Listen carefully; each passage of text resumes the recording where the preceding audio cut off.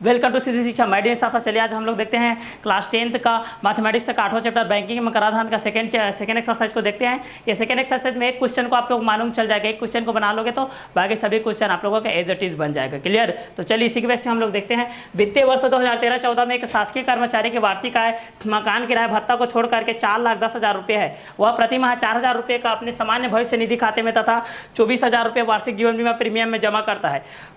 25,000 रुपये का राष्ट्रीय बचत पत्र खरीदता है। प्रधानमंत्री राहत कोष जो 100% मुक्त करके 20,000 रुपये के तथा वृद्धाश्रम में 12,000 रुपये जिसका 5% होता है दान करता, तो उसके द्वारा वर्ष के अंत में देय आयकर की गणना कीजिए तथा मुक्त कर आयकर की दरें इस प्रकार है। चलिए तो पहला कुल वार्षिक आय निकालते हैं भाई इसका। चलिए सॉल्व करते हैं इस चीज़ को। कुल वार्षिक आय देखते हैं। पहला कुल वार्षिक आय, इसका कुल वार्षिक आय कितना है? 4,10,000 रुपये, 4,010 रुपये। ठीक है, 4,10,000 रुपये। दान की राशि क्या क्या है इस चीज़ को देखते हैं भाई। दान की राशि क्या क्या है? 4,000 रुपये प्रति सामान्य माह में 4,000 रुपये, तो 4,000 गुणित 12 हो जाएगा, 12 चौक 48,000 रुपये हो गया। ठीक है, और 24,000 रुपये वार्षिक जीवन बीमा में, 24,000 वार्षिक जीवन बीमा में और 25,000 राष्ट्रीय बचत में करता है। ठीक है, पहला। दूसरा क्या है आप लोग? जीवन बीमा सामान्य भविष्य निधि है। ये सामान्य भविष्य निधि, सामान्य भविष्य निधि है। और 24,000 वार्षिक जीवन बीमा, 24,000 रुपये वार्षिक जीवन बीमा, वार्षिक जीवन बीमा और 25,000 राष्ट्रीय बचत, 25,000 राष्ट्रीय बचत,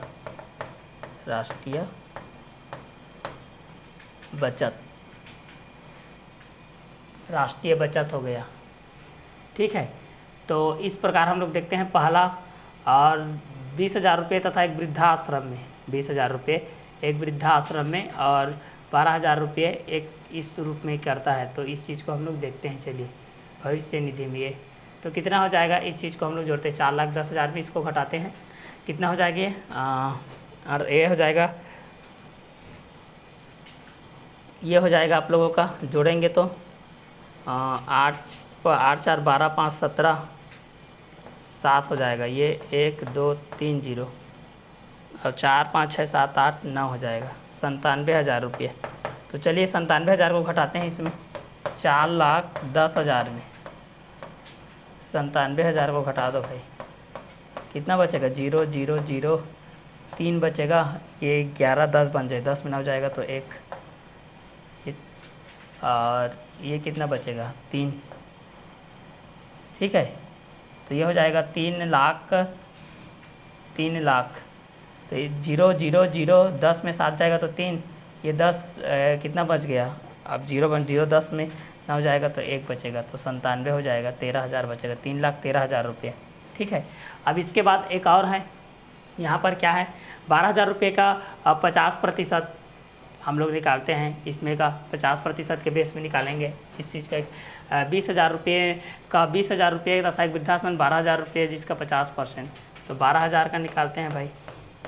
50% कितना हो जाएगा?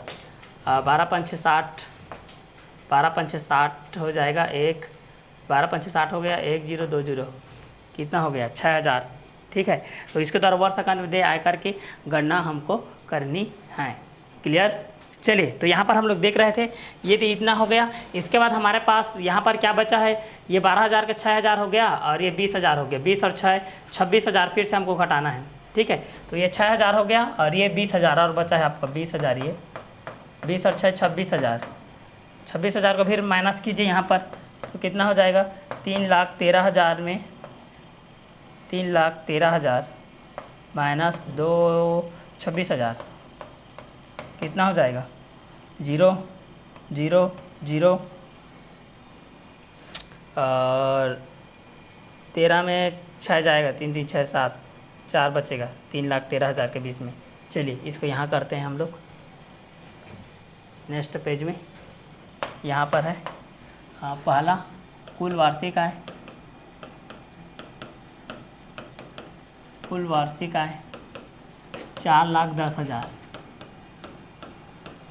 4,10,000 रुपये। दूसरा दान की जो राशि है, दान की राशि कितना है, पहला 20,000 रुपये है, 20,000 रुपये है, और 12,000 का 12,000 का कितना परसेंट बोला है, 12,000 का 50%, 12,000 का 50%, तो ये निकाल लेते हैं भाई, 12,000 का 50%, तो ये हो जाएगा 100, 12 पंचे 60, 6,000 रुपये आ जाएगा। तो 20 और 6 26,000 घटेगा आपका। तीसरा कर, आयकर में 4,10,000 माइनस 26,000 घटेगा तो कितना बचेगा आपका, 0 माइनस 0 0 0 माइनस 0 0 0 माइनस 0 0, और 10 में 6 जाएगा तो 4, ये कितना बन गया 1, अब 10 बन गया, तो 10 बन गया में 8 हो जाएगा, और ये हो जाएगा आपका 4 3 हो जाएगा, 3,84,000 रुपये। अब चौथा में देखते हैं, चौथा में क्या क्या बचा है। चौथा में यहाँ पर है आपके पास, चौथा में है सामान्य भविष्य निधि में 12 चौक 48, 97,000 है, 97,000। चलिए तो चौथा में हम लोग देखते हैं आय हेतु 3,84,000 माइनस कर दो 97,000, कितना बचेगा 0 0 0, 14 में 7 जाएगा तो 14 में 7 जाएगा तो 7, ये हो जाएगा आपका 8 बन जाएगा, 7 7 17 बन जाएगा, 17 में 9 जाएगा तो 8 बचेगा, 8 बच गया, और ये कितना हो जाएगा 2,87,000, 2,87,000 बच गया। ठीक है, अब पाँचवा चीज़ देखते हैं 2,87,000। यहाँ पर पाँचवा चीज़ में ये चीज़ दिया गया है, आयकर के लिए गणना 50% जो कि 100% कॉस्ट के निर्धारित करता है, तो कर मुक्त है, इसके लिए कर मुक्त है, तो इसके लिए हम लोग देखते हैं। दूसरा में क्या दिया है कि इसके लिए 2 लाख तक 0 रुपये है, और 2 लाख से 50,000 तक 10%, तो इसका 10% देखते हैं हम लोग। चलिए 10% तक इसका निकालते हैं, 2 लाख घटाते हैं भाई, तो चलिए 2,87,000 माइनस 2 लाख कर लेते हैं भाई, तो यहाँ पर कितना बचेगा 87,000, तो 87,000 का 10% हम लोग निकालते हैं, 1 2 1 2, कितना बचेगा 8,700 रुपये। ठीक है, अब छठवां में शिक्षा उपकर दिया गया है हमारे पास, शिक्षा उपकर क्या दिया गया है, शिक्षा उपकर। शिक्षा उपकर में दोनों जुड़ेगा, 2% है प्लस 1% इक्वल टू कितना हो जाएगा 3%। यहाँ पर दिया गया है, देखिए शिक्षा उपकर में यहाँ पर देय का उपकर 2% है, और यहाँ पर उच्च शिक्षा का देय उपकर 1% है, 2 + 1 कितना हो जाएगा 3%। ये आपका 10% दिया गया है, तो चलिए उसी को निकालते हैं, 3% इसका निकालते हैं, तो शेष क्या हो जाएगा 87,000 का 8,700 का 3% हम लोग निकालते हैं, 0 0 हो जाएगा, 3 7 21, 3 8 24, 25 26, 261 रुपये। तो कुल आयकर हो जाएगा 8वां नंबर में, कुल आयकर हो जाएगा 8,700 प्लस 261, कितना हो जाएगा आपका आंसर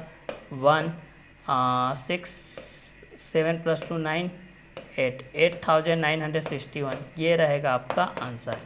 क्लियर, तो सभी को आपको इसी तरीके से बनाना है, कुल वार्षिक आय, दान की राशि, आयकर, आय हेतु, बाकी भी इस तरीके से आपको घटाना है। ये फर्स्ट क्वेश्चन आपका सेम इसी के बेस से बना है। चलिए आगे देखते हैं हम लोग, इसका आगे आपका second question as it is इसी के बेस पे है, सेकंड क्वेश्चन आपका एज इट इज़ इसी के बेस पे बनेगा। क्लियर, तो चलिए हम लोग देखते हैं भाई थर्ड क्वेश्चन की तरफ मूव करते हैं। थर्ड क्वेश्चन क्या बोलता है, थर्ड क्वेश्चन को हम लोग सॉल्व करते हैं। थर्ड क्वेश्चन में दिया गया है कि इसकी वार्षिक आय, पहला वार्षिक आय दिया है, वार्षिक आय दिया है, वार्षिक आय, वार्षिक आय कितना है 3 लाख रुपये।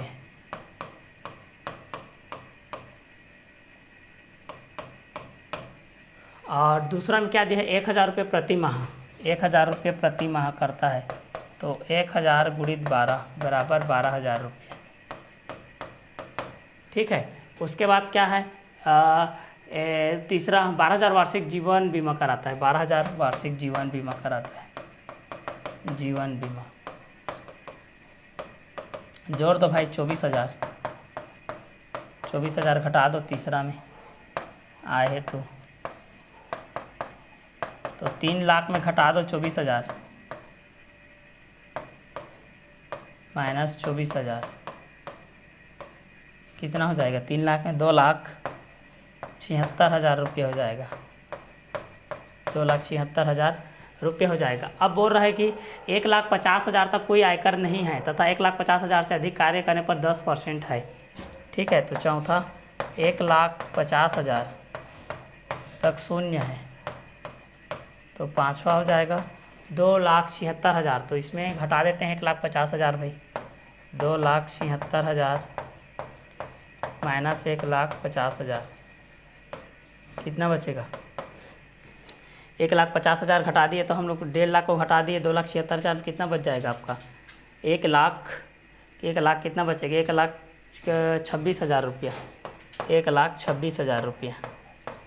ठीक है, 1,26,000 का 10% निकालना है, गुणित 10 बटे में 100, 1 2 कितना बच गया भाई? 12,600, 12,600 रुपये इतना बच गया, 12,600 रुपये बच गया। शिक्षा उपकर देय उपकर का 3% है, तो यहाँ पर शिक्षा उपकर निकालेंगे तो कितना हो जाएगा आप लोगों के पास?